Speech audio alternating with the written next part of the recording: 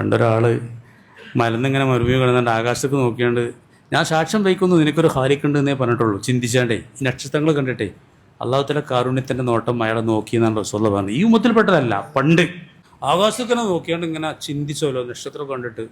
ഇന്ന് പഠിച്ചവനെ നക്ഷത്ര ലോകത്തെക്കുറിച്ചൊക്കെ എന്തെല്ലാം അറിവുകളാണ് നമുക്കൊക്കെ വായിക്കാനുള്ളത്. എത്ര അത്ഭുതമാണ്. നമുക്ക് നോക്കലൊരു ഇബാദത്താണ്. ആ നോക്കുമ്പോഴൊക്കെ നമ്മൾ എന്ത് പറയണം? റബ്ബന മാ ഖലഖ്ത ഹാദാ ബാത്തില, ഇത് വെറുതെ പഠിച്ച എവിടെ നോക്കുമ്പോഴൊക്കെ എപ്പോൾ ആകാശത്തേക്ക് നോക്കിയാലോ പറയണമെന്നാണ്. എല്ലായിടത്തും ഖുർആൻ ആകാശഭൂമിനാണ് വലിയ ദൃഷ്ടാന്തമായിട്ട് പറയണത്. യാസീൻ്റെ അതൊക്കെ പറയണത് വേറെ എടുക്കും പോകണ്ട. വല്ലറബലന മസലൻ മനസ്സിയ ഖൽഖഹു, അവൻ ചില ഉദാഹരണങ്ങൾ മെനയുന്നു, അവൻ്റെ സൃഷ്ടിപ്പിനെ അവൻ വിസ്മരിക്കുന്നു. കാലവൻ ചോദിക്കുന്നു മൻ യുഹിൽ ഇലാമോ ഹിയ റമീം, ഈ അസ്ഥികളൊക്കെ ദ്രവിച്ചാൽ ആര് ജീവിപ്പിക്കുമെന്ന്. കുൽ, നബി പറയണം, യുഹ്യി ഹല്ലദി അൻശഅ അവല മറ, ഫസ്റ്റിൽ ആരാണോ ഇത് ജീവിപ്പിച്ചത് അവൻ തന്നെ വീണ്ടും അതിനെ ഉണ്ടാക്കും. അവലൈസല്ലദീ ഖലഖസ് സമാവാതി വൽ അർള എന്നല്ല, പിന്നെ അങ്ങനല്ലേ? ഈ വാനഭുവനങ്ങളെ സൃഷ്ടിച്ച നാഥനല്ലയോ ബിഖാദിരിൻ, കഴിവുള്ളവനല്ലയോ, ഇവനെ പോലെ സൃഷ്ടിക്കാൻ കഴിയൂലയോ എന്ന്. ഇവൻ എന്ത് പ്രസക്തിയാണ് ആകാശഭൂമിയിലേക്ക് ചേർത്തുമ്പോൾ ഈ മനുഷ്യനുള്ളത്?